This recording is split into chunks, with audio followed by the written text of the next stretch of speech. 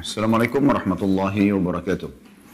Alhamdulillah, wassalatu wassalamu ala rasulillah. Segala puji dan puja kehadirat Allah subhanahu wa ta'ala. Juga salawat dan taslim kepada Nabi besar Muhammad sallallahu alaihi wa ala alihi wa sahbihi wasallam. Pada kesempatan ini kita akan membahas sebuah tema umum yang tidak rutin kita bahas dalam kajian kitab yang terjadi setiap harinya bersama dengan teman-teman dari Al-Wildan yang dipimpin oleh Ustaz Abdul Rahim hafizahullah, tentang masalah anakmu amal jariyahmu. Dan tentu saya di sini bukan menggurui teman-teman, terutama para guru-guru, ustadz ataupun dosen yang hadir juga, tapi kita berbagi menjalankan firman Allah subhanahu wa ta'ala, fadzakir fa inna dzikra tanfa'ul mu'minin. Saling memberikan peringatanlah karena peringatan bermanfaat bagi orang beriman. Juga sabda baginda Nabi alaihi salatu wassalam, ad-dinun nasihah. Agama ini isinya semua nasihat. Berbicara tentang masalah anak, saudaraku seiman, dalam pembukaan kita ada beberapa poin yang saya ingin sampaikan terlebih dahulu. Yang pertama, anak itu nikmat dari Allah subhanahu wa ta'ala. Maka jangan disia-siakan. Nikmat yang sangat besar. Kita memiliki dalil yang cukup banyak berhubungan dengan masalah ini. Kalau sebelum masuk ke dalil naqli dari Al-Quran Al-Karim, saya ingin memberikan gambaran rasional atau dalil akli, bukan mendahulukan akli dari naqli, tapi kita hanya coba ingin menyentuh sisi yang ada di masyarakat. Mungkin Anda tidak asing pernah menemui orang yang tidak memiliki anak. Bagaimana mereka melakukan upaya-upaya yang sangat banyak agar supaya bisa dikaruniai atau mendapatkan satu anak.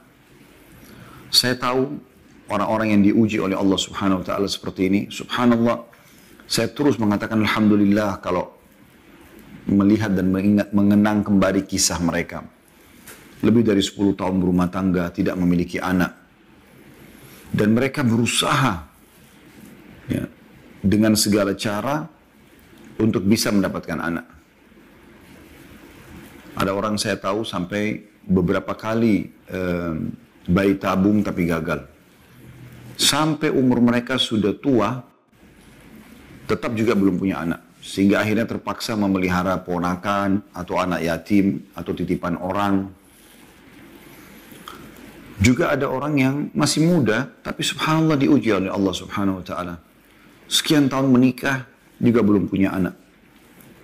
Sampai ada bahasa dari mereka, dari sang suami mengatakan, saya pernah masuk rumah sakit Ustaz, dan saking stresnya, saya sampai pernah memukul perawat karena saya dianggap tidak subur. Dan pada saat itu akan diadakan pengetesan proses tertentu di tubuhnya gitu. Tapi itu membuat dia sangat terganggu dan sampai luar biasa. Saya melihat bolak-balik beliau umrah, berdoa kepada Allah subhanahu wa ta'ala. Subhanallah, belum dikasih. Ini contoh di dalam masyarakat ya. Saya juga pernah tahu ada teman saya, dokter beliau, dan orangnya sangat cerdas, orangnya tampan, sehat dia suami istri, tapi subhanallah 10 tahun berumah tangga nggak dikarunia anak. Belum dikarunia anak. Namun, dia karena terus beristihad, berusaha, kuasa Allah subhanahu wa ta'ala di kota Madinah waktu itu, Allah berikan dia di tahun ke-11 dapat anak kembar. Dan bagaimana bahagianya dia. Kenapa saya datangkan contoh ini teman-teman sekalian? Karena banyak orang, dia menganggap anaknya bukan nikmat, tapi malah musuh. Karena terlalu mudahnya dia mendapatkan anak. Subhanallah, setelah nifas melahirkan anak pertama, hamil lagi. Setelah nifas, hamil lagi. Sehingga bagi dia anak itu bukan sebuah nikmat. Mirip dengan makanan, pada saat Anda setiap pengen makan selalu ada, Anda akan merasa kecil nikmat itu. Dan orang yang merasakan nikmat itu justru kalau orang yang lagi lapar, butuh makan, dan akhirnya dia mendapatkan makanan walaupun cuma nasi sama sambal saja, mungkin dia sangat puas gitu. Ya. Yang benar diajarkan oleh agama kita adalah nikmat berlimpah pun agar bisa bertambah, la in syakartum la azidannakum. Kata Allah Subhanahu wa taala, kalau kalian bersyukur saya akan tambah.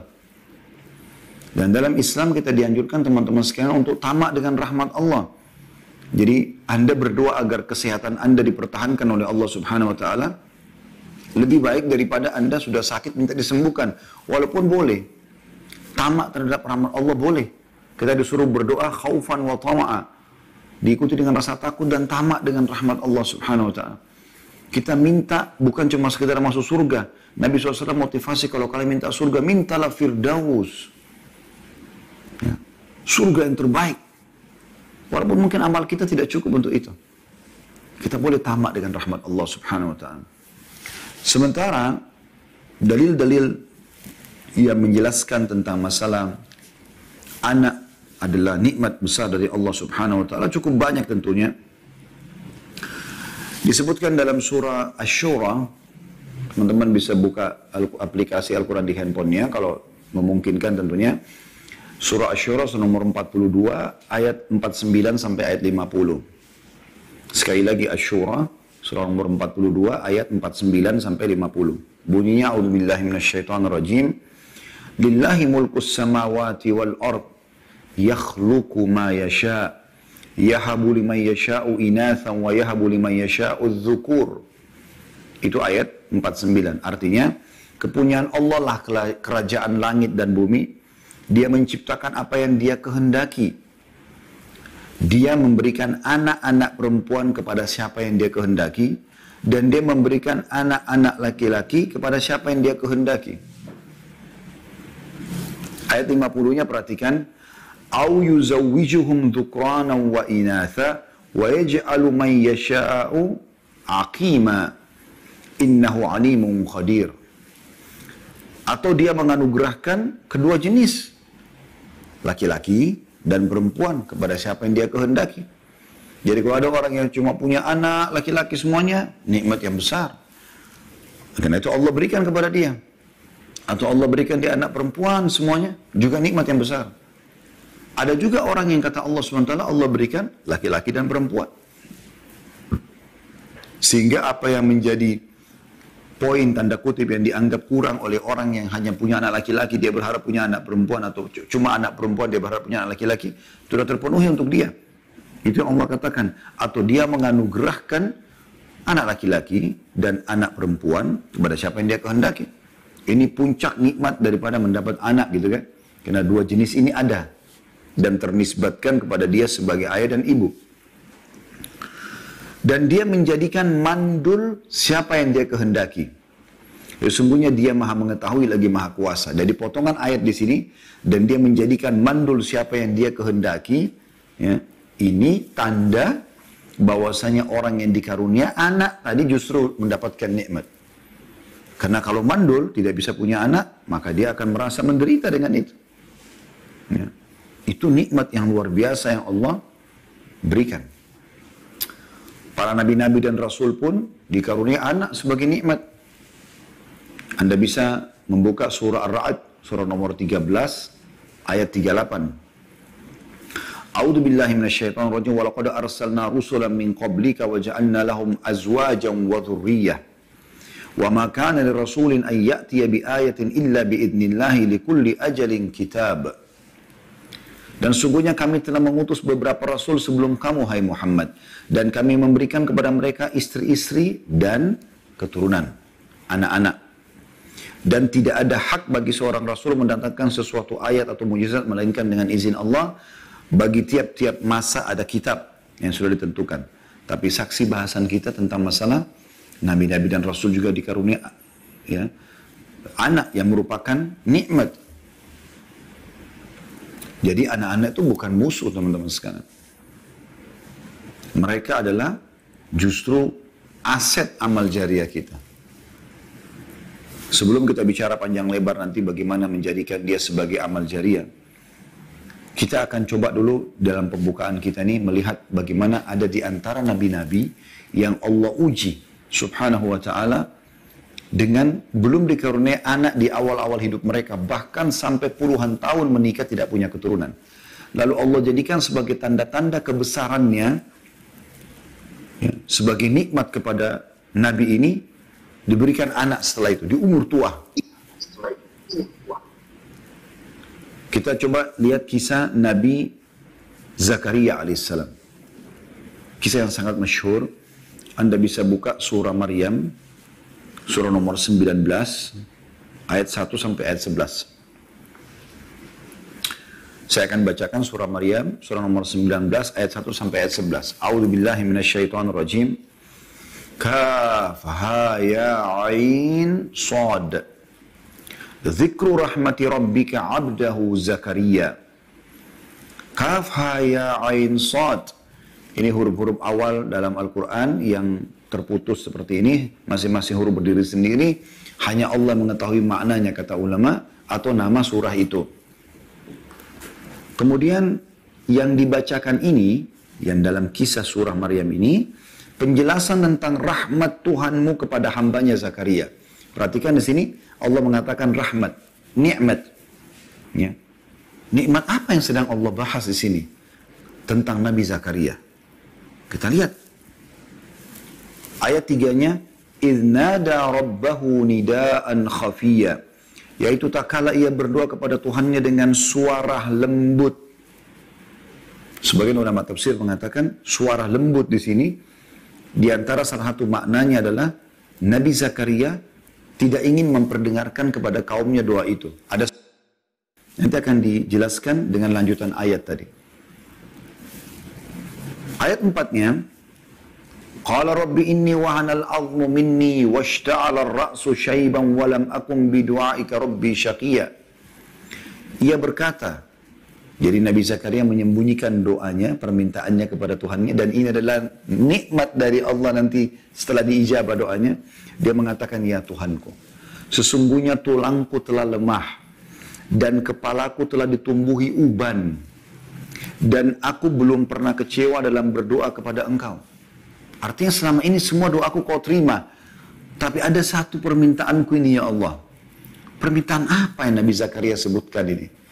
Dan jawaban terhadap kenapa Nabi Zakaria sedang menyembunyikan doanya, karena perkataan ini dia mengatakan sesungguhnya tulangku telah lemah, rambutku sudah beruban. Maksudnya apa? Tua. Kata sebagian ulama umurnya sudah mencapai pada saat itu 100 tahun. Apa sih yang diminta Nabi Zakaria ini? Perhatikan di ayat 5-nya.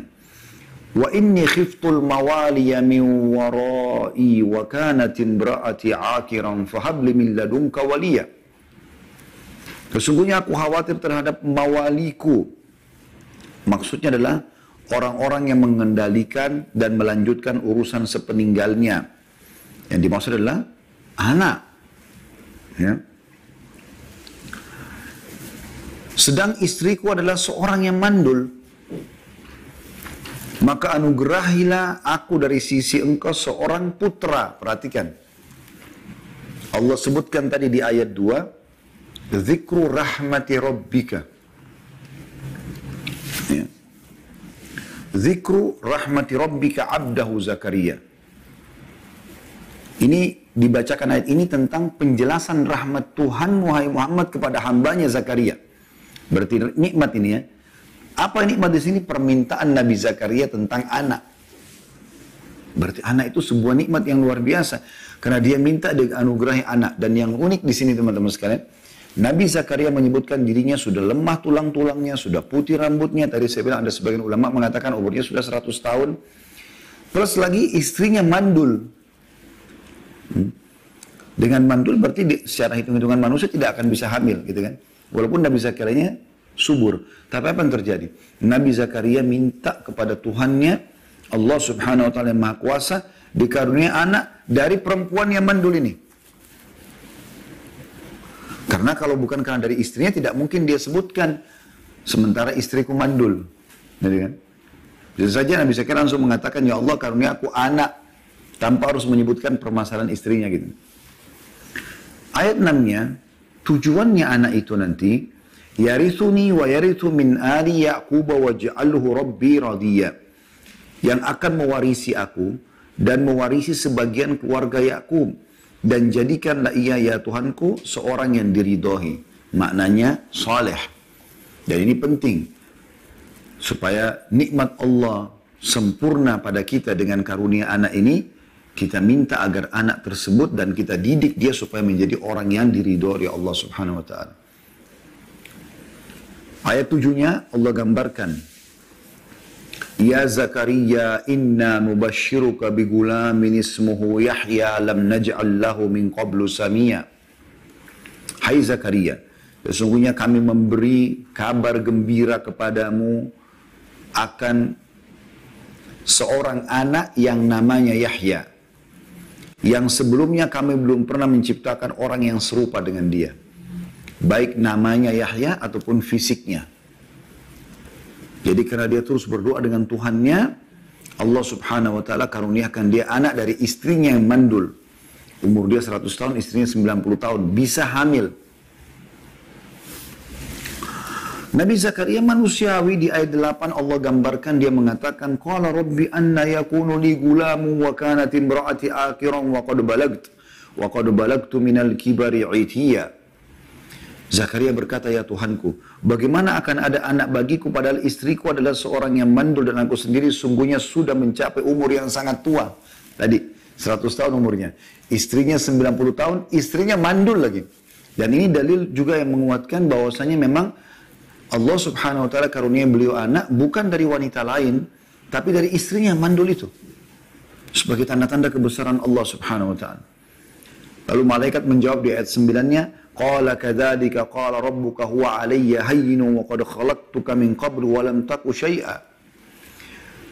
Tuhan pun berfirman Subhanahu wa taala, demikianlah hal itu adalah mudah bagiku.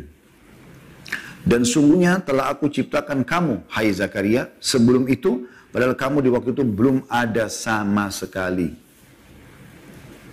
Maka Nabi Zakaria karena gembiranya, beliau mengatakan di ayat ke-10-nya, Qala Rabbi ja'alli ayah, Qala ayatuka alla tukalliman nasa thalatha layalin sawiya. Ya Tuhanku, kata Zakaria, berilah aku suatu tanda. Artinya pada saat istriku hamil, walaupun belum melihat perutnya besar, aku sudah tahu pada saat itu dia hamil. Ya, sudah ada ya, bibit bayi ini di dalam rahimnya. Allah berfirman, tanda bagimu ialah pada saat istrimu hamil itu bahwa kau tidak dapat bercakap-cakap dengan manusia selama 3 malam. Padahal kamu sehat. Suara Nabi Zakaria hilang selama 3 hari. Ada di dalam keterangan dalam ayat lain, kalau dia hanya bisa bertasbih, berzikir kepada Allah Subhanahu wa taala. Selain daripada itu suaranya nggak ada. Ini mukjizat untuk Nabi Zakaria AS, tentu tidak terjadi pada semua orang ya. Ayat 11-nya, fa kharaja ala qaumi minal mihrab fa auha ilaihim an sabbihu bukratan wa 'ashiyya. Maka setelah dia terima berita gembira itu, dia pun keluar dari mihrab menuju kaumnya. Lalu ia memberi isyarat kepada mereka, hendaklah kamu bertasbih di waktu pagi dan petang. Ya. Kalau teman-teman mau lebih jauh menelusuri kisah ini, insya Allah sudah ada saya bahas di YouTube, bisa dilihat di playlist tentang dahsyatnya doa.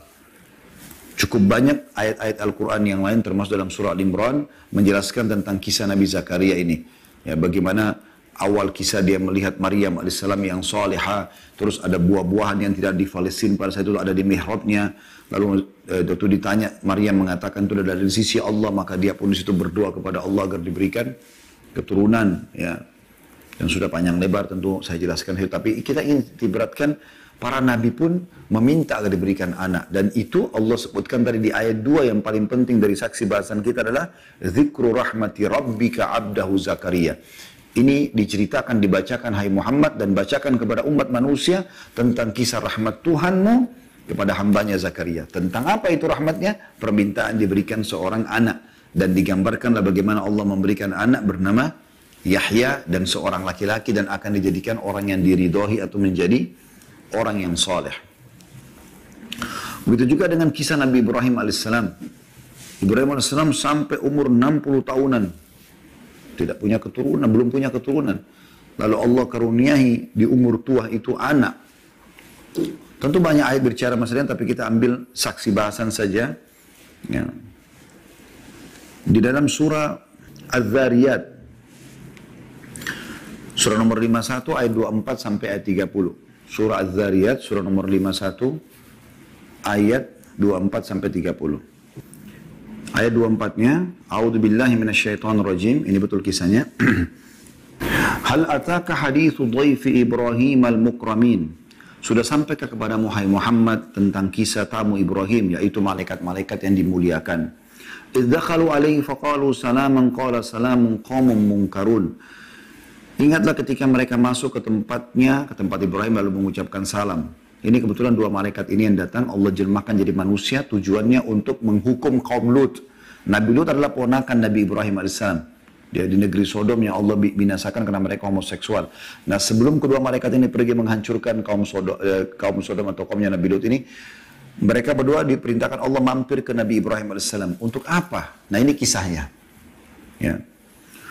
Faraga ila ahli faja'a bi ijlin samin. Ya. Sebelumnya ingatlah ayat 24-nya tadi sampai malaikat, kemudian ayat 25-nya ingatlah ketika mereka masuk ke tempat Ibrahim lalu mengucapkan salamun, ya, keselamatan. Ibrahim menjawab salamun, ya, dan juga keselamatan buat kalian wahai orang-orang yang tidak dikenal. Nabi Ibrahim AS punya sifat yang luar biasa. Beliau walaupun tidak dikenal diajak makan, ya. Bahkan Nabi Ibrahim AS terkenal dengan bapaknya para penjamu tamu.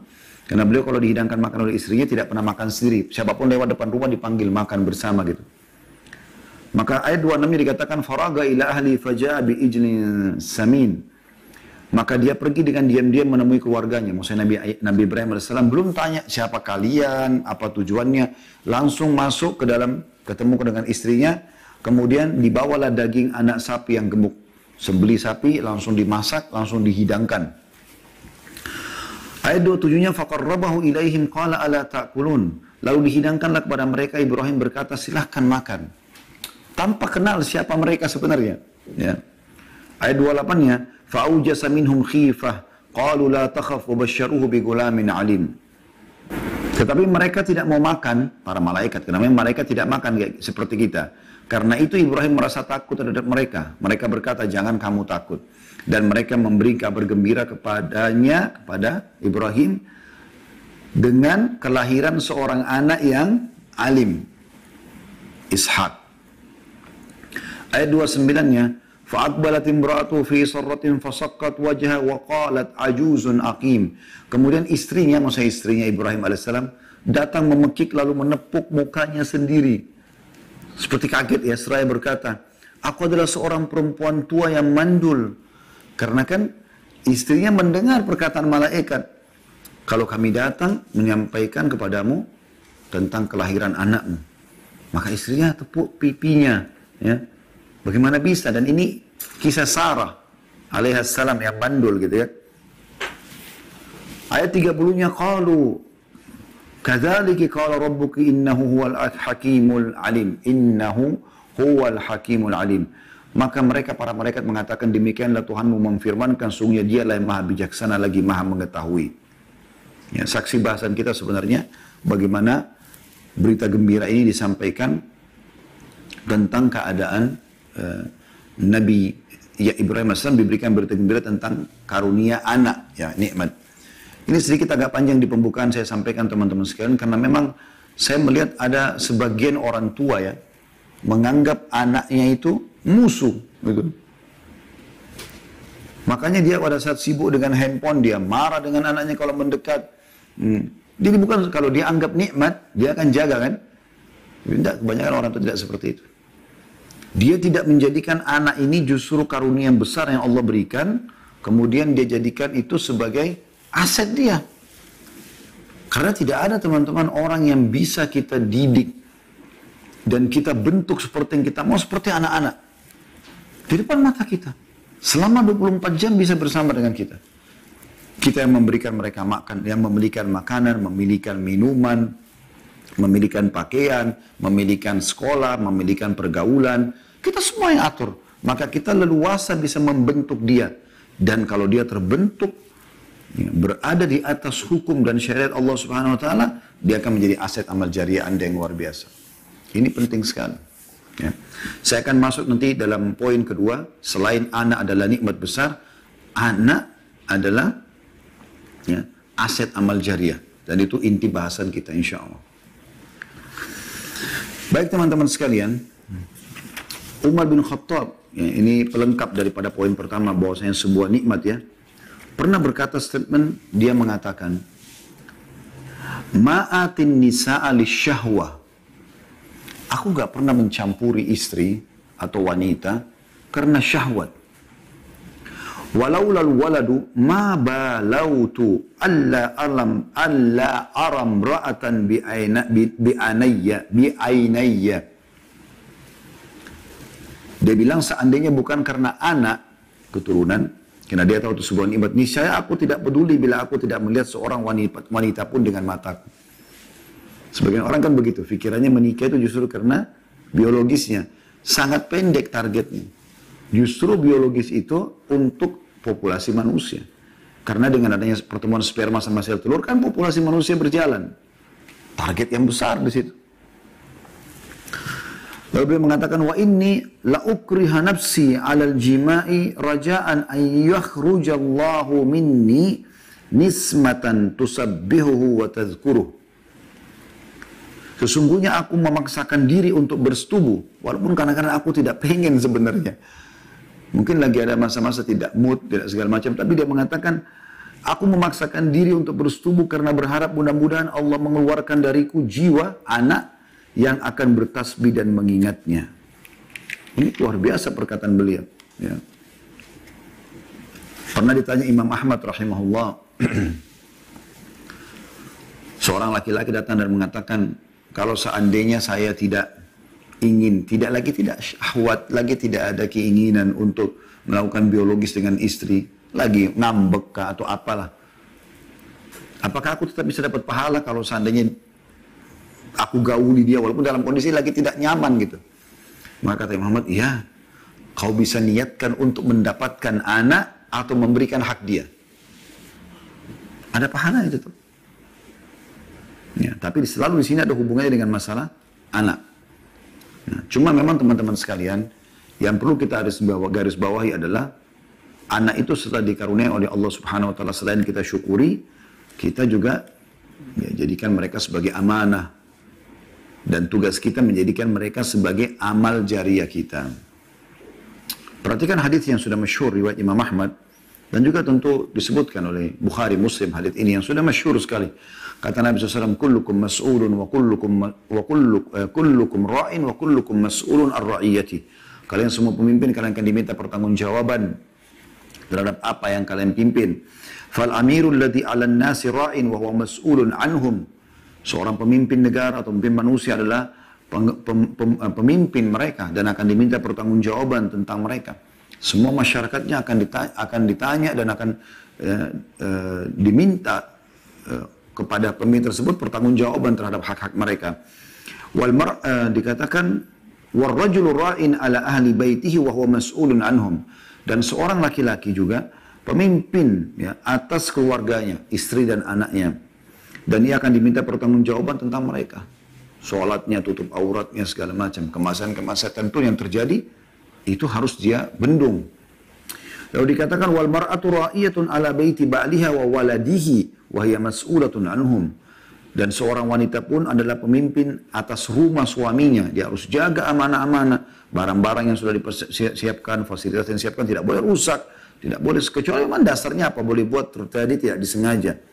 Begitu juga dengan anak-anak suaminya, dan dia akan diminta pertanggungjawaban atas mereka. Wal abdu ra'in ala mali sayyidihi wa huwa mas'ulun anhum. Dan seorang hamba sahaya, atau sekarang juga bisa dikatakan beda dengan hamba sahaya dengan staff ya, tapi orang-orang juga yang punya akad kerja masuk dalam masalah ini, mereka bertanggung jawab terhadap harta atasannya. Kalau zaman dulu ada hamba sahaya, tentu beda dengan staff ya, tapi hamba sahaya dulu bertanggung jawab terhadap harta tuannya, dan dia akan diminta pertanggungjawaban. Ala wa fakullukum ra'in wa kullukum mas'ulun an ra'iyati. Kalian semua bertanggung jawab, pemimpin yang akan diminta pertanggungjawabannya pada hari kiamat. Tinggal teman-teman sekalian, ada hadis yang diangkat oleh Al-Mundhiri dalam masalah ini, ya, yaitu hadis yang juga masyhur, yang harusnya setiap orang di antara kita menjadikan ini sebagai peringatan yang baik buat kita ya. Hadis nomor 77 urutannya dalam kitab At-Targhib Tarhib, dan ini tepatnya dari dalam kitab Sahih At-Targhib Tarhib yang telah ditelusuri hadisnya oleh Syekh Albani dengan sanad hasan. Abu Hurairah radhiyallahu anhu menukil bahwasanya Rasulullah SAW bersabda, "Inna mimma yalhaqul mu'minu min amalihi wa hasanati ba'da mauti ilman 'allamahu wa nasyarah." Sesungguhnya kata baginda Nabi SAW, sesuatu yang akan terus mengikuti seorang mukmin dari amal-amal dan kebaikan-kebaikannya setelah dia meninggal adalah ilmu yang dia ajarkan dan disebarluaskan. Kemudian yang kedua, wa waladan salihan tarakahu, dan anak yang saleh yang dia tinggalkan, yang menjaga sholatnya, menutup auratnya, mengenal mana halal haramnya Allah. Ini aset amal jariah. Setelah meninggal, kata Nabi SAW, ini akan menjadi aset. Yang ketiga, wa mushafan warasahu, dan Quran atau mushaf yang dia wariskan. Baik dia buat orang lain hafal atau dia bagi-bagi Quran sehingga dibaca dan orang hanya bisa mendapatkan pahala, baik hafalan, tadabbur, dan seterusnya. Yang keempat, au masjidan banah, atau masjid yang dia bangun. Yang kelima, au baitan libnis sabil, ataupun rumah ya, yang dia bangunkan untuk orang-orang yang terputus jalan. Au baitan libnis sabilin banahu, ya, rumah orang terputus jalan yang dia bangun. Yang keenam, au nahran ajrah, atau sungai yang dia alirkan. Masuk dalamnya sumur yang digali, ya. Yang ketujuh, au sadaqatan ajraha min malihi fi sihhatihi wa hayati yalhaquhu min ba'di mauti, atau sedekah yang dia keluarkan dari hartanya pada saat dia lagi sehat, dia masih hidup, yang akan menyusulnya pada saat dia sudah meninggal. Ini termasuk penyebutannya saksi bahasan adalah waladun salih tarakah, anak saleh yang dia tinggalkan. Kemudian juga dalam hadis yang lain, urutan 79 dalam kitab Sahih Targhib Tarhib dengan sanad sahih dari Abu Qatadah radhiyallahu anhu bahwasanya Rasulullah SAW bersabda, khairu ma yukhallifur rajulu min ba'di thalath, yang terbaik, perkara terbaik yang ditinggalkan oleh seseorang setelah dia meninggal adalah untuk menjadi aset amal jariahnya. Yang terbaik, kata Nabi SAW, khairu ma yukhallifur rajulu min ba'dihi. Yang terbaik yang ditinggalkan setelah dia meninggal ada 3. Yang pertama Nabi sebutkan, waladun salihun yad'ulah, anak saleh yang sibuk mendoakan dia. Jadi betul-betul kita setelah mati tetap bisa dapat pahala dari doa anak-anak kita. Yang kedua, wa sadaqatun tajri yablughuhu ajruha, atau yang kedua, sedekah jariah yang pahalanya sampai kepadanya. Ya, jembatan, bangun masjid, rumah anak yatim, dan segala macam. Yang ketiga, wa ilmun yu'malu bihi min ba'di, dan ilmu yang dia sampaikan, yang diamalkan sesudah dia meninggal. Kemudian hadis yang masyhur yang diriwayatkan Imam Muslim juga, idza mata ibnu adam inqata amalu illa min thalath, kalau anak Adam meninggal dunia maka terputus sumber pahalanya kecuali dari 3. Sedekatin jariyah, sedekah yang jariyah, bangunan yang bermanfaat yang terus bisa dipakai, au ilmin yuntafa'u bi, atau ilmu yang bermanfaat, au waladin salihin yad'ulah, atau anak saleh yang mendoakan dia. Nah, jadi ini kita lihat bagaimana memang anak itu menjadi aset amal jariah. Baik teman-teman sekalian, saya coba masuk lebih dalam. Sebenarnya materi ini saya isi untuk pelatihan, ya, memang pelatihan manajemen rumah tangga Islami, dan itu butuh sekitar 30 kali pertemuan. Satu pertemuan itu bisa 2-3 hari biasanya pelatihan.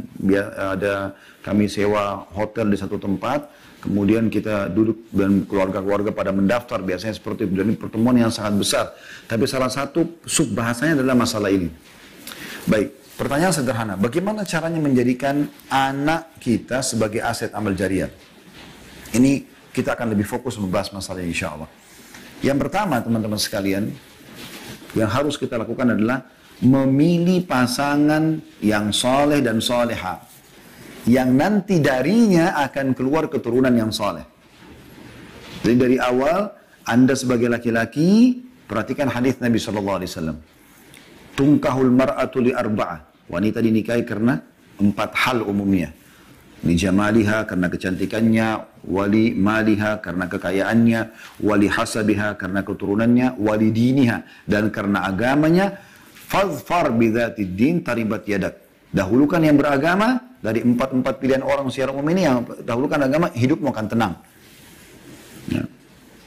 Begitu luar biasa peringatan Nabi SAW untuk memilih orang yang saleh. Wanita yang saleh di sini, karena dari dia nanti akan lahir keturunan yang salehah juga dan saleh laki-laki. Makanya Umar bin Khattab pernah lewat di rumah seorang penjual susu di zaman beliau di tengah malam karena susunya mau lebih banyak didapatkan keuntungan, maka ibunya berkata atau neneknya berkata, bagaimana kalau kita, tepatnya neneknya ya, seingat saya, mengatakan bagaimana kepada cucunya perempuan kalau kita campurkan susu ini sama air supaya bisa lebih banyak keuntungannya. Ya. Maka cucunya mengatakan, kalau Umar tahu, Umar akan marah. Kebetulan Umar ada di sebelah tembok rumahnya mereka. Mereka tidak tahu. Kata neneknya, Umar tidak ada tengah malam ini. Maka cucu perempuan tersebut menangis sambil mengatakan, kalau Umar tidak ada, bagaimana dengan Tuhannya Umar? Sambil anak perempuan itu menangis karena ketakutan jangan sampai neneknya campur dengan air, jadi pendapatan haram, mereka hidup susah. Padahal mereka jadi hidup jadi tidak berkah. Sementara hidup mereka susah. Dan ini masih anak kecil perempuan ini, masih muda sekali, walaupun sudah balik ya. Maka Umar radhiyallahu anhu tidak menegur apapun. Pulang ke rumah malam itu juga, ya, di tengah malam itu membangunkan semua anak laki-lakinya, lalu kemudian mengatakan, siapa yang mau menikahi cucunya penjual susu? Anda bayangkan tengah malam dibangunkan oleh ayah disuruh menikah, gitu kan? Semua diam. Kecuali satu orang, Asim rahimahullah. Ini Asim tidak masuk dalam kategori sahabat ya. Maka kita bilang rahimahullah karena lahir setelah meninggalnya Nabi SAW. Asim mengatakannya, ya, ayahku saya akan nikahi sebagai bentuk batu kepada anda. Maka dari pernikahan mereka diberkahi oleh Allah Subhanahu Wa Taala, lahirlah Abdul Aziz. Dari Abdul Aziz Umar, lahirlah Umar bin Abdul Aziz. Yang terkenal sebagai Khalifah Rashid. Khalifah yang bahkan ada yang memberikan julukan Khalifah Rashid yang kelima. Ya. Karena keadilannya luar biasa. Dari keturunan tadi cucu penjual susu yang salihah. Begitu juga bagi wanita. Kata Nabi SAW, "Idza ja'akum man tardawna dina wa khuluqa fazawwiju." Kalau telah datang kepada kalian yang kalian ridhoi agama dan akhlaknya, maka nikahkanlah dia. Hai para wanita, hai para ayahnya, walinya. Kalau datang kepada kalian yang melamar laki-laki saleh, yang kalian ridhoi agama dan akhlaknya, bukan tampannya dan kayanya, maka terima lamarannya. Kalau tidak, akan terjadi kerusakan di muka bumi. Jadi ini hal pertama yang harus kita lakukan. Kalau udah gagal kita dulu, salah pilih pasangan, jangan lagi kita wariskan kepada anak-anak. Karena banyak orang tua teman-teman buruknya sekarang, mereka mewariskan keburukan pada anak-anak mereka. Misalnya, naudzubillah dulu hamil di luar nikah. Sekarang dia mau anaknya juga hamil di luar nikah. Oh nggak apa-apa, dulu kan ibu begitu. Oh sekarang pacaran aja nak, Senin, pergaulan bebas. Toh juga dulu ayah sama ibu begitu. Ini keburukan. Dia bisa mengenal Al-Quran nanti di umur 30-40 tahun. Dia mau juga anaknya begitu. Dia pakai hijab nanti setelah menikah. Dia juga mau anak perempuannya begitu. Dia wariskan keburukan. Kita harus share teman-teman sekalian dalam Islam. Kalau kita telah melakukan satu perbuatan buruk di masa lalu, jangan kita lagi itu wariskan itu kepada keturunan kita. Justru kita harus menutupi kekurangan itu, mengejarnya dengan justru berbuat baik pada anak-anak. Makanya Ikrimah radhiyallahu anhu, anak Abu Jahal. Ini dulu sebelum pembebasan kota Mekah, tidak masuk Islam dan memusuhi Islam luar biasa. Setelah pembebasan kota Mekah, Abu Jahal siapa yang tidak kenal ayahnya? Fir'aunnya umat ini, kata Nabi SAW. Dan dia sama ayahnya sama dulu. Begitu setelah pembebasan kota Mekah, Ikrimah masuk Islam.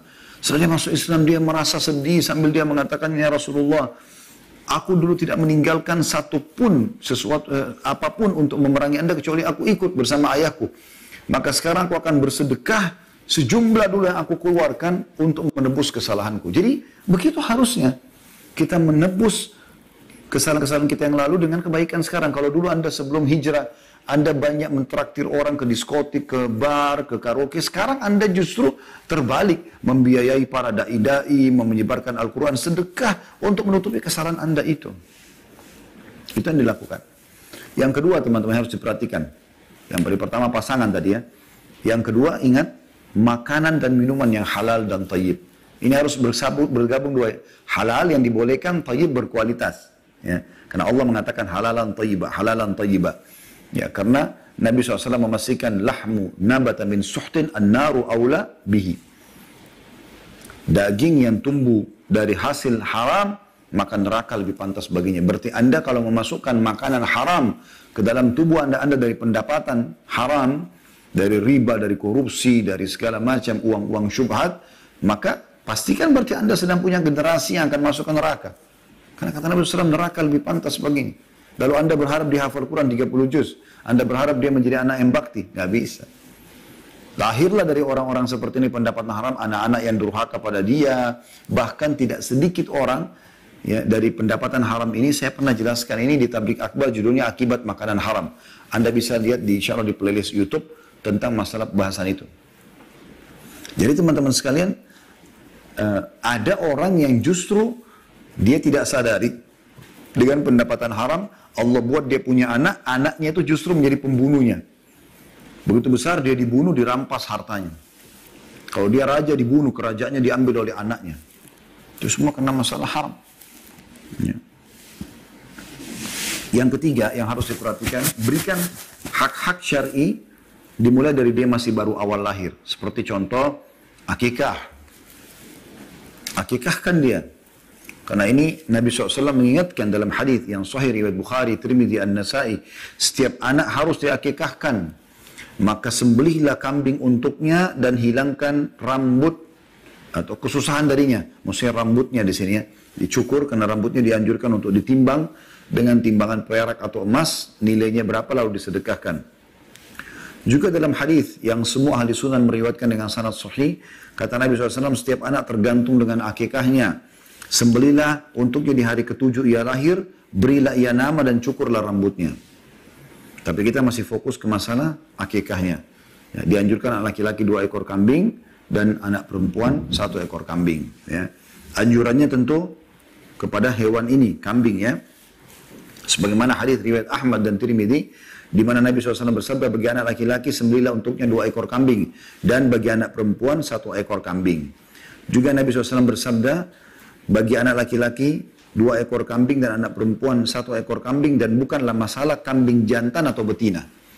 Karena ada beberapa saya dengar isu kalau untuk akikah kambing jantan. Padahal sebenarnya boleh jantan, boleh betina, dan ini hadis sahih riwayat Ahmad dan Tirmidzi. Yang penting syarat-syaratnya mirip dengan Idul Adha ya.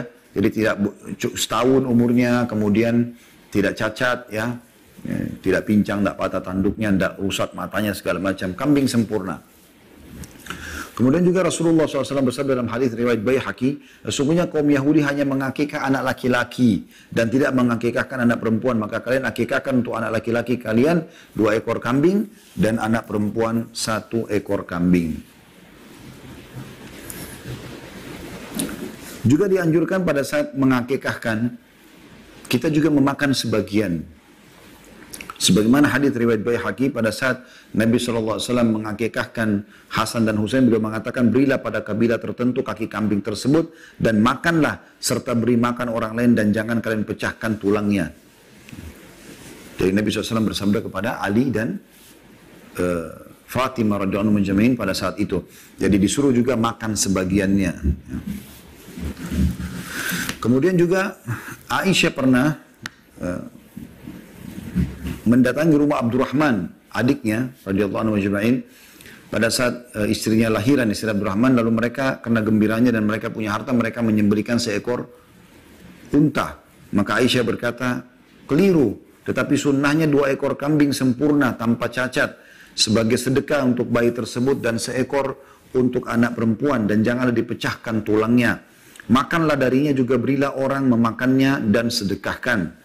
Semua itu pada hari ke-7 dari lahirnya. Bila tidak sempat maka hari ke-14, bila tidak sempat maka hari ke-21.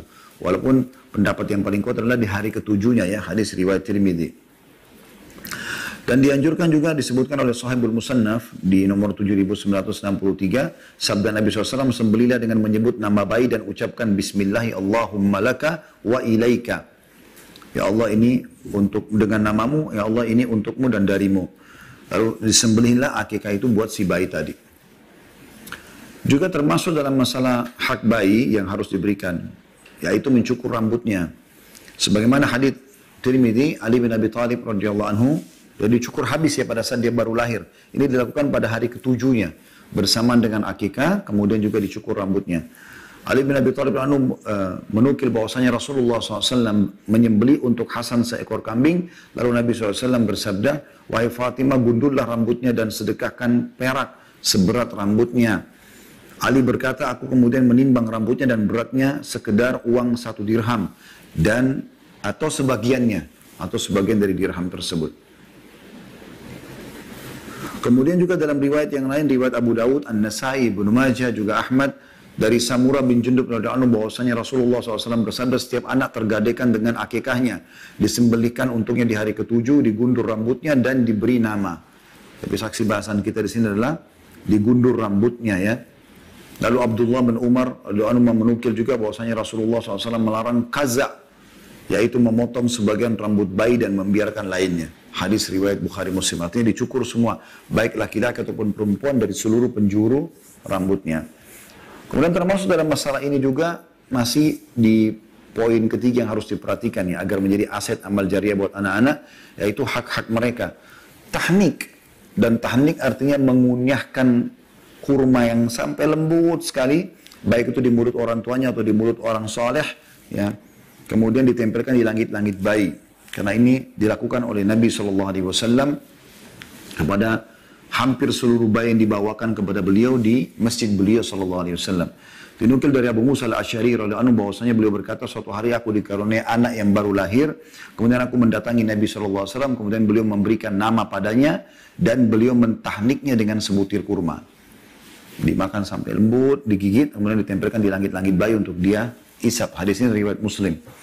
Juga Nabi SAW disebutkan oleh Aisyah radhiyallahu anha dalam hadis riwayat Muslim, beliau berdoa untuk bayi dan juga mentahnik mereka.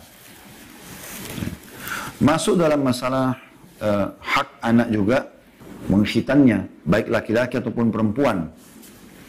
Sebagaimana sabda Nabi SAW, 5 fitrah atau hal dasar yang harus dijaga oleh setiap muslim. Yang pertama khitan, sunat ya. Mencukur kumis, mencukur bulu ketiak, mencukur bulu kemaluan, memotong kuku. Tapi saksi bahasan kita masalah khitan. Dalam hadis At-Tabarani, Jabir radhiyallahu anhu berkata, Rasulullah SAW mengakikah Hasan dan Husain dan mengkhitan mereka berdua pada hari ke-7. Jadi subhanallah, di hari-hari bayi justru ya, di hari-hari baru lahir justru dikhitan. Dan saya coba praktikin ini kepada anak-anak yang diamanakan kepada saya oleh Allah Subhanahu wa taala. Semoga Allah jaga mereka dalam ketaatan dan meninggal dalam keadaan Islam. Insyaallah. Itu masih mereka kecil, anak laki-laki dan perempuan, dan Masya Allah tumbuh besar dengan cukup bagus ya.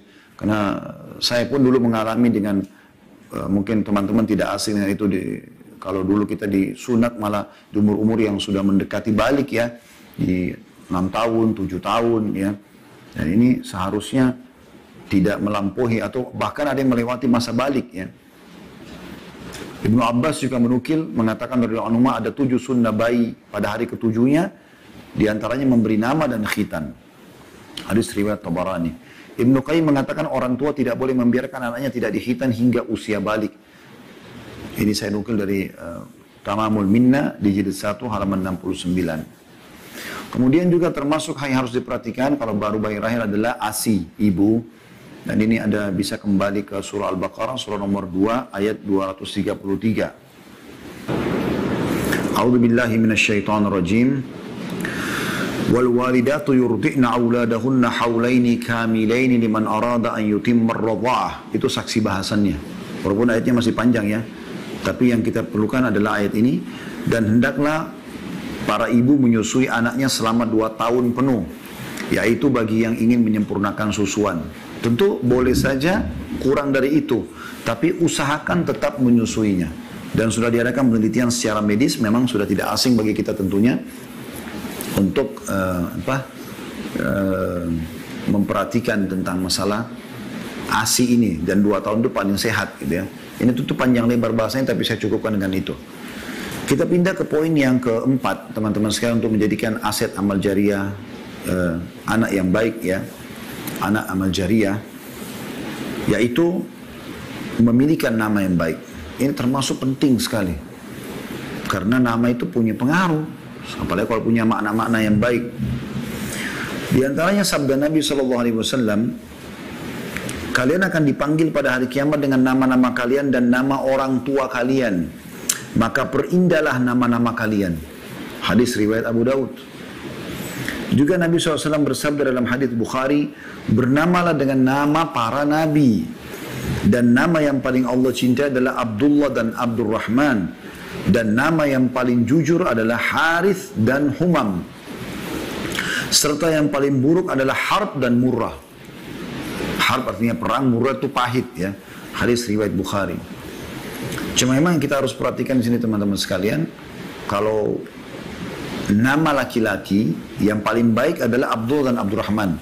Kemudian datang setelahnya nama-nama pernisbatan penghambaan kepada Allah seperti Abdul Razak, Abdul Ghafur, Abdul Syakur. Kalau perempuan Amah, kalau laki-laki kan Abd, ya, artinya hamba. Amatur Rahman, Amatullah itu termasuk nama yang mungkin masih jarang dipakai ya. Tapi seperti itu nama yang dikatakan di sini oleh Nabi SAW, nama yang dicintai Allah, Abdul dan Abdurrahman, dan penisbatan penghambaan kepada Allah. Kemudian datang setelahnya nama para nabi-nabi. Nah ini yang perlu diperhatikan ya. Perhatikan nama nabi-nabi kita, Adam, satu saja nama. Hud, Saleh, Idris, ya, Ibrahim, Ishak, Ismail, Yakub, Yusuf, Musa, Daud, Sulaiman, Isa, ya, Zakaria, Ilyasa, ya, Muhammad alaihissalam. Ini semua satu nama. Kalau kita di Indonesia, Muhammad, Yusuf, Harun. Muhammad Nabi, Yusuf Nabi, Harun Nabi. Yang mana mau dipanggil nih? Ini kan? Jadi Muhammad ini hanya cuma sekedar simbolik di KTP, di paspor, tapi nggak pernah dipanggil. Kalau Anda panggil dia Yusuf, Muhammad Yusuf Harun misalnya, berarti Anda dahulukan Yusuf dari Muhammad SAW, karena Nabi Muhammad lebih afdal. Anda Harun yang Anda pakai, berarti Anda juga dahulukan dari Muhammad SAW. Kenapa nggak Muhammad saja? Kenapa nggak Yusuf saja? Kenapa nggak Harun saja?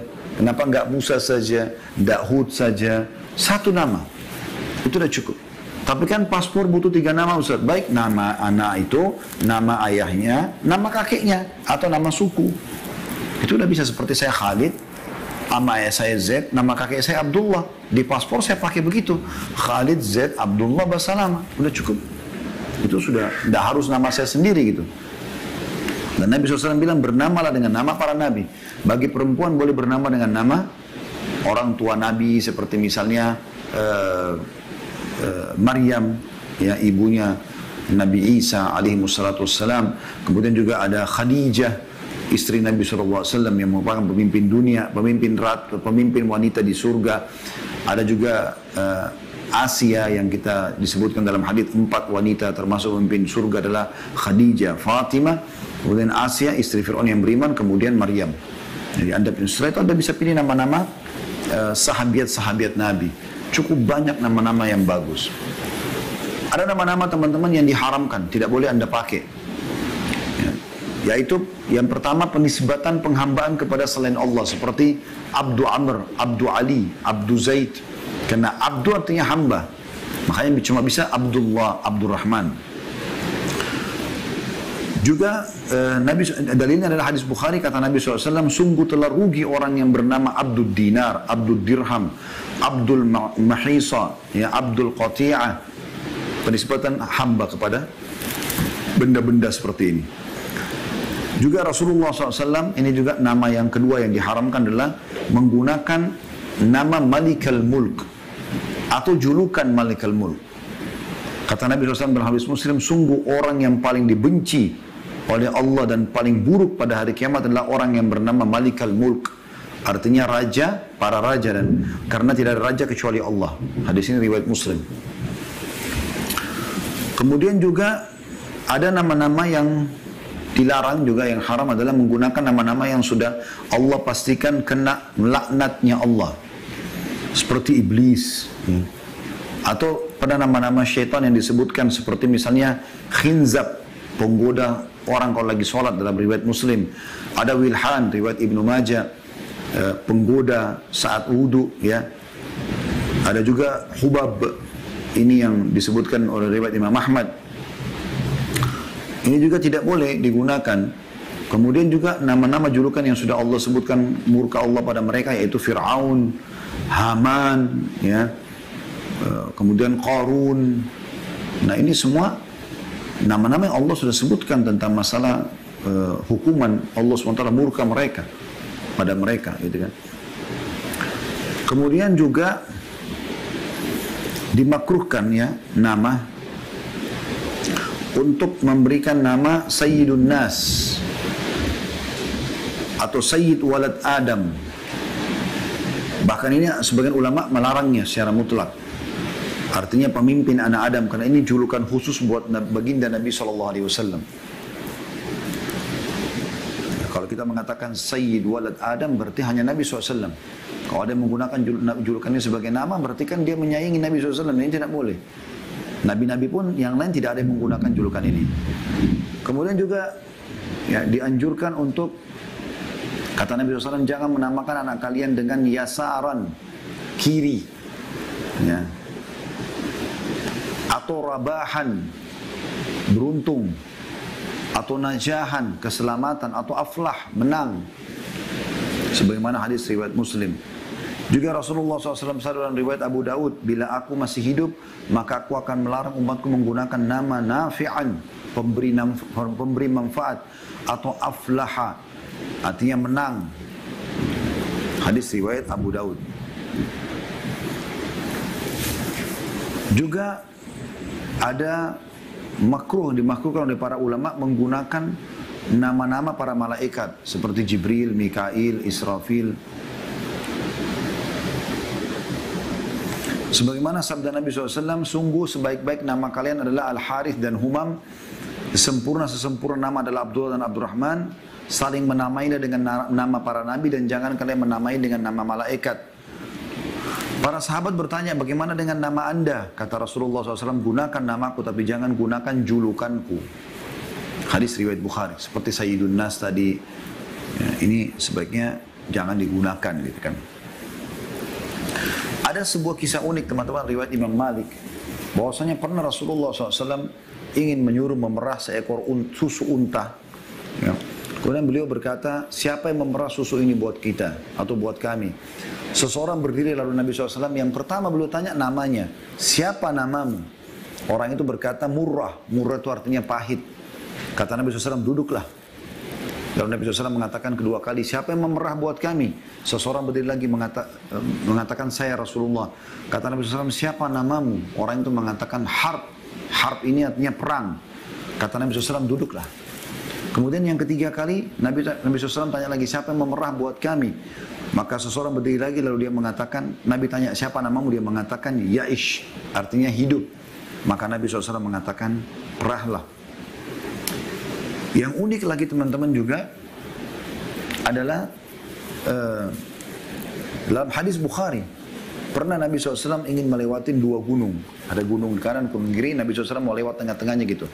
Lalu Nabi SAW bertanya, apa nama kedua gunung ini? Sebelum lewat, kata salah seorang sahabat, yang sebelah kanan ya Rasulullah namanya Fadih. Orang iseng kasih namanya pembongkar aib. Yang sebelah kiri anda namanya Mukhzi, penghina. Maka Nabi SAW mencari jalan lain. Hanya julukan nama gunung yang jelek aja, Nabi nggak mau lewat di situ.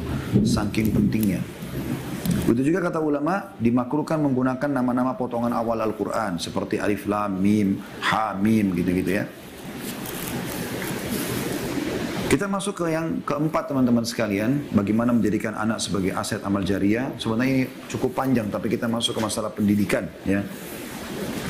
Dan ini hal yang sangat mendasar yang harus diperhatikan dalam masalah pendidikan. Yaitu ya, memberikan mereka pendidikan-pendidikan yang tepat. Saya akan ringkaskan di sini beberapa poin teman-teman sekalian. Yang pertama yang harus diperhatikan adalah asas agama, tauhid. Biasakan di rumah itu kalau ngomong sama anak-anak, Allah larang, Allah yang suruh. Jangan bilang misalnya, nak, sholat. Kalau tidak sholat, ayah marah, ibu marah, itu keliru. Allah marah. Saya coba terapkan pada anak-anak, ini penting sekali. Penerapan tauhid, mengisahkan Allah subhanahu wa ta'ala. Sehingga mereka kalau mengerjakan perintah tahu Allah yang perintahkan, kalau mereka meninggalkan pun karena Allah larang. Biasa menggunakan bahasa atau kata-kata Allah. Perkenalkan ya Allah kepada mereka. Sering tanya kepada anak-anak, siapa yang ciptakan langit nak? Siapa yang ciptakan, siapa yang turunkan hujan kalau kayak hujan sekarang misalnya? Siapa yang menciptakan malam kalau pas malam tiba, siang? Tanyakan satu persatu. pada mereka.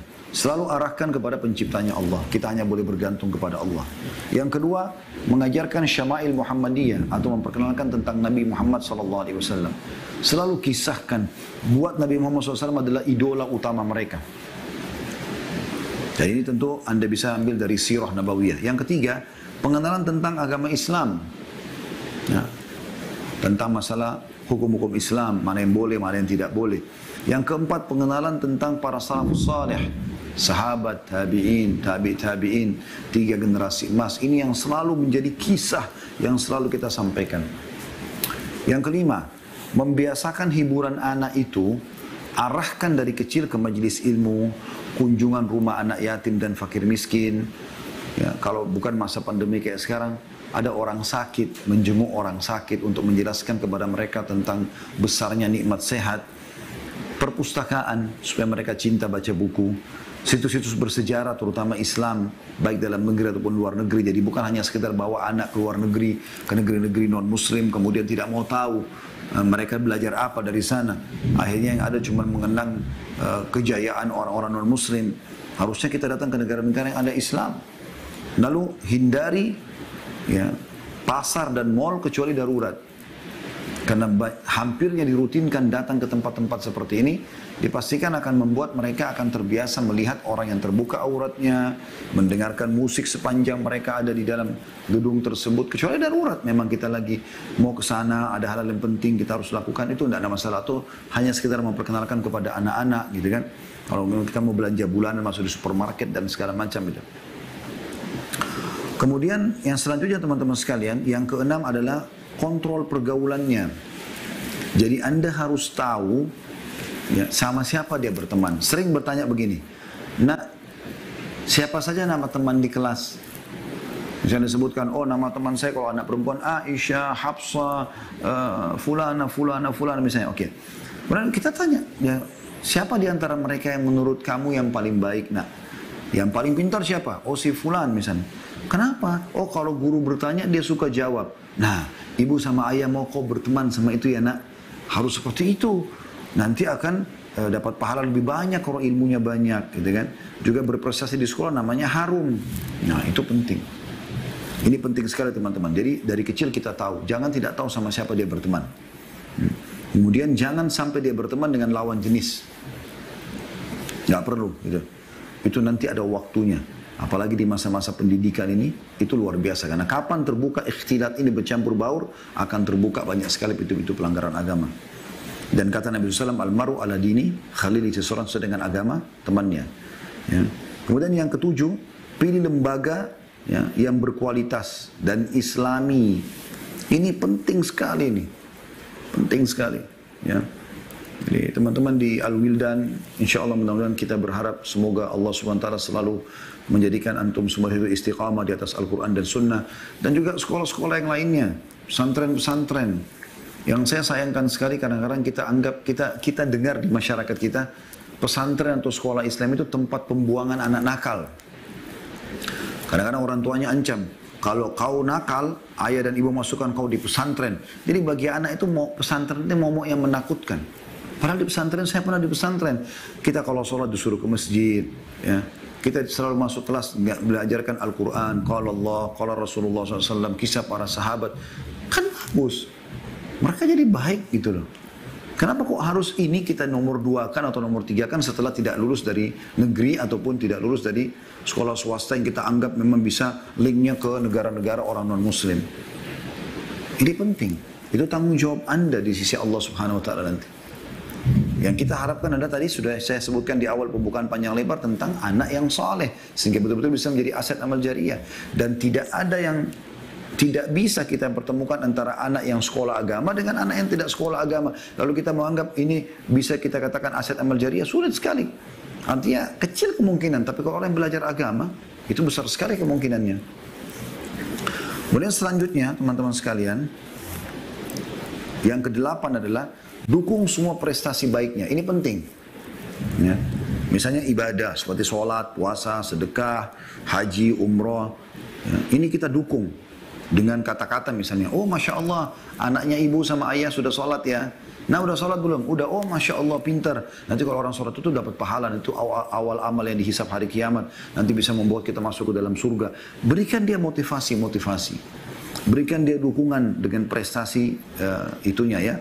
Kemudian dengan kata-kata yang baik atau berikan hadiah buku karena dia berprestasi dalam ibadah-ibadahnya. Dia puasa sebulan penuh, kasih dia hadiah, mau kasih uang, mau kasih baju, kasih prestasi, nggak masalah. Ya. Karena hadiah itu bisa membuat mereka lebih semangat mengerjakan. Ya, selain keutamaan yang kita sebutkan. Kemudian juga penting teman-teman sekalian, ya, nasihati yang baik, kesalahannya.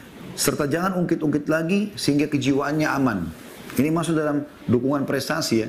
Jadi kalau anak kita pernah buat salah, udah jangan terus diungkit-ungkit. Karena tidak enak, kita pun orang dewasa kalau pernah salah, terus diungkit-ungkit jadi nggak enak.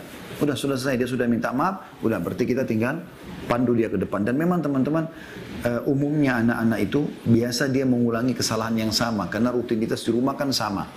Sabar. Kita berharap dia bisa menjadi faham dan akhirnya baik. Kita pun dulu waktu kecil kan begitu.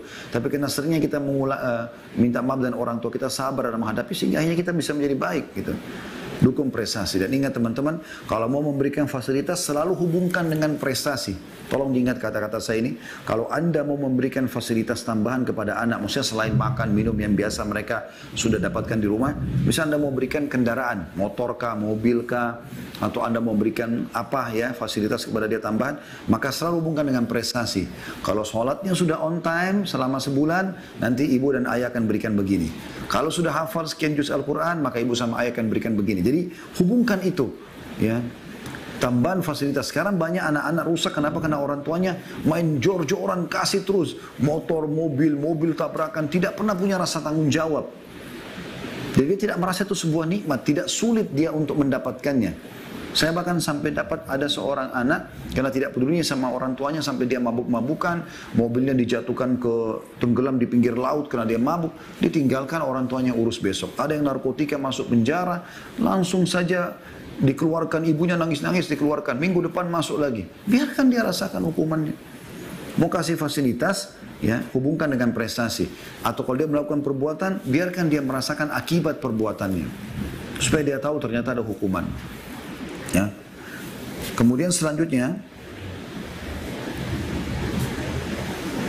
kita ada yang ke-8, yang ke-9, jaga kesehatan akal, jiwa dan raganya. Pola makan, pola tidur, olahraga, ini kita selalu jaga, ya. Karena ada juga orang karena terlalu sayang sama anaknya dibiarkan saja makan semaunya sampai badannya terlalu gemuk sekali dan bisa tidak sehat buat anak tersebut hanya dengan alasan sayang. Atau dibiarkan tidur aja terus anak tersebut, nggak dibuatkan program-program aktivitas di rumah, maka ini bisa berbahaya juga buat dia, ya. Yang ke-9, yang ke-10, jadilah suri tauladan yang baik. Jadi teman-teman harus contohkan itu masalah sholat depannya mereka, ajak mereka sholat berjamaah, baca Al-Quran di depan mereka. Kita jadi suri tauladan, jadi mereka mencontoh itu. Banyak sekali, pernah ada anak kami di rumah, itu masih belum bisa ngomong malah. Tapi ada satu mushaf di rumah, istri saya sering baca gitu. Maka dia pun ambil, dia pernah lihat ibunya lakukan itu, kemudian diambil lalu dibuka sama dia, walaupun dia cuma ngoceh-ngoceh.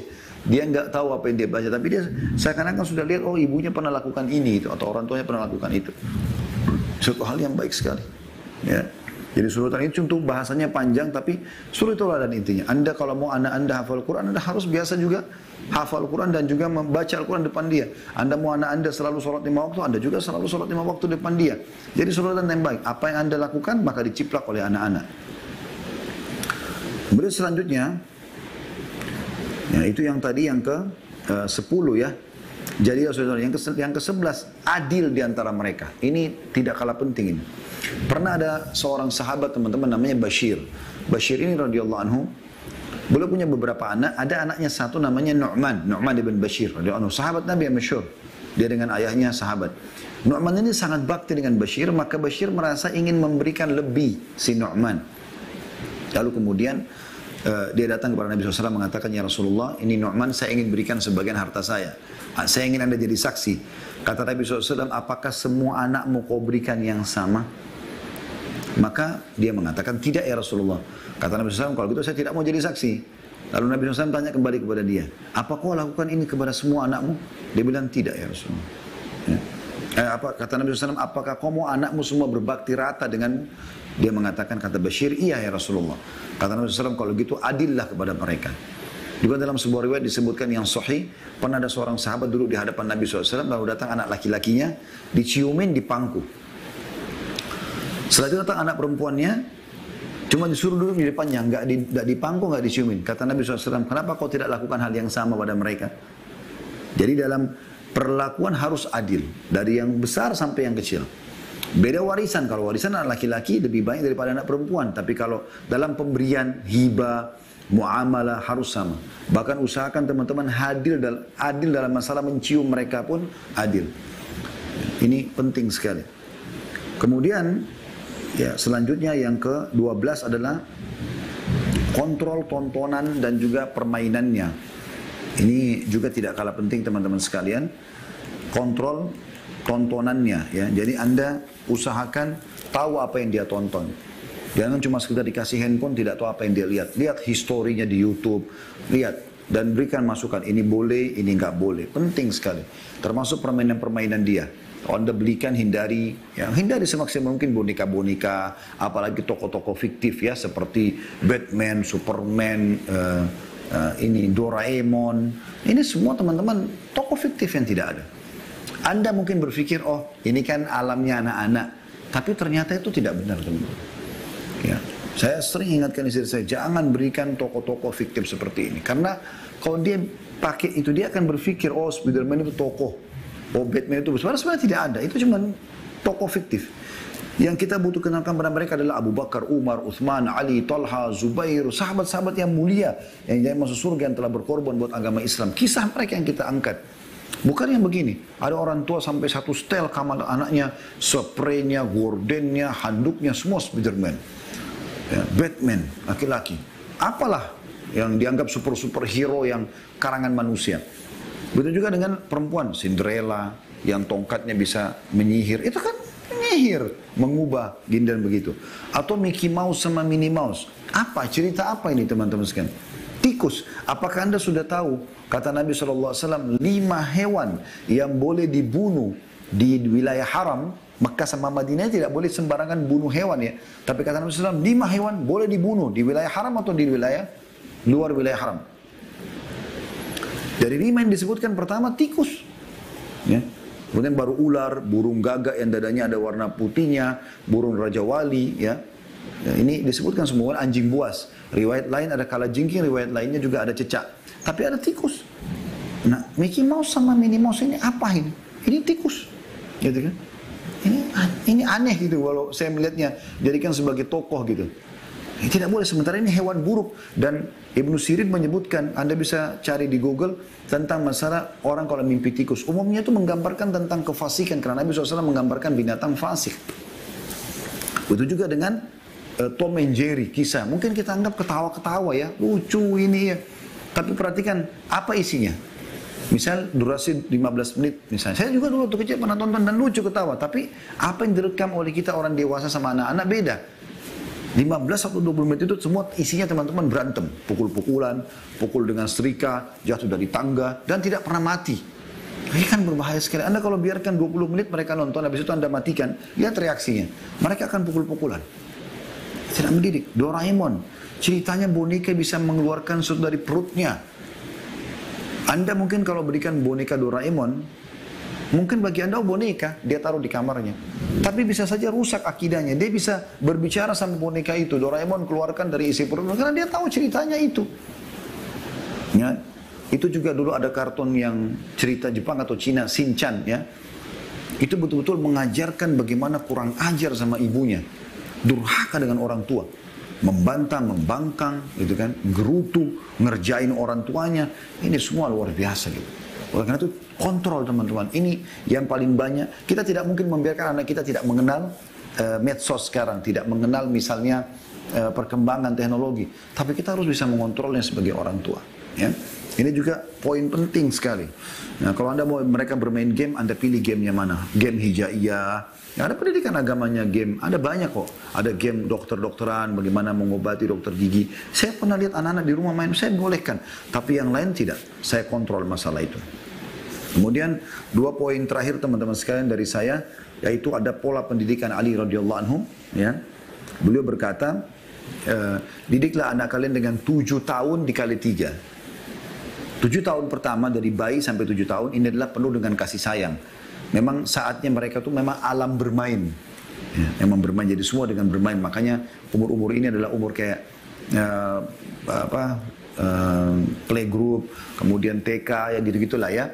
Kemudian nanti 7 tahun kedua dari kelas 1 SD ya, 7 tahun sampai 14 tahun itu adalah disiplin, tegas tapi bukan keras. Ini boleh, ini nggak boleh. Ini boleh, ini nggak boleh. Tegas, karena di sini penanaman prinsip. Apa yang ditanamkan di 7 tahun kedua. Nah ini fase SD gitu kan, sampai tamat umur 12 tahun, kemudian 12 tahun, sekarang lebih tamat SMP gitu kan. Nah ini, semua ini teman-teman adalah fase pendidikan dari SD sampai SMP ini betul-betul penanaman prinsip yang luar biasa. Yang Anda tanamkan pada satu ini boleh tidak boleh itu akan tertanam jadi prinsip hidupnya. Rusak di sini maka bisa rusak ke depannya gitu. Baik di sini maka akan baik gitu loh.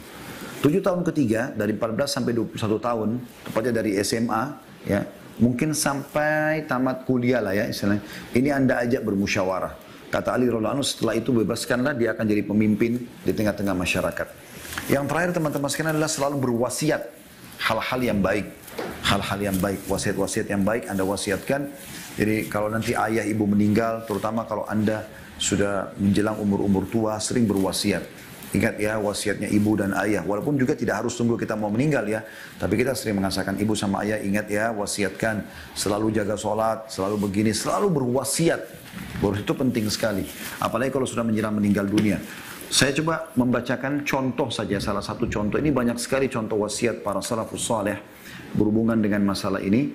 Tapi coba kita lihat yang dinukil dari Abdullah bin Shaddad bin Al-Had. Ya. Ini seorang pemuka tabi'in yang masyhur rahimahullah. Dan ayahnya adalah seorang sahabat mulia, Shaddad bin Had. Ya. Ia juga tergolong seorang fuqaha. Az-Zahabi menyebutkan termasuk perawi yang thiqah. Dia meninggal tahun 81 Hijriah di Kufah. Dia pernah pada saat menjelang wafat memanggil anaknya, kemudian dia mengatakan, wahai anakku, aku melihat penyeru kematian tidak beranjak dari tempatnya. Dan aku melihat orang yang telah, maksudnya malaikat maut ini sudah datang dan tidak akan beranjak dia karena sudah tiba waktunya saya akan meninggal. Dan aku melihat orang yang telah berlalu tidak akan kembali lagi. Yang dicabut ruhnya nanti tidak akan pernah kembali. Kalau saya mati ini saya tidak akan ketemu sama kamu kecuali di akhirat. Sedangkan orang yang masih hidup akan diambil. Kau pun nanti masih hidup tapi kau juga akan ikut seperti saya meninggal. Sesungguhnya aku berwasiat kepadamu dengan satu wasiat. Maka jagalah wasiat itu. Yaitu hendaklah engkau bertakwa kepada Allah yang maha besar. Artinya selalu patuh kepada Allah, takut kepadanya. Dan hendaklah urusan pertamamu ialah bersyukur kepada Allah. Dan niat yang baik. Baik di kala sepi maupun ramai. Selalu kau bersyukur, selalu kau takut kepada Allah Subhanahu wa taala.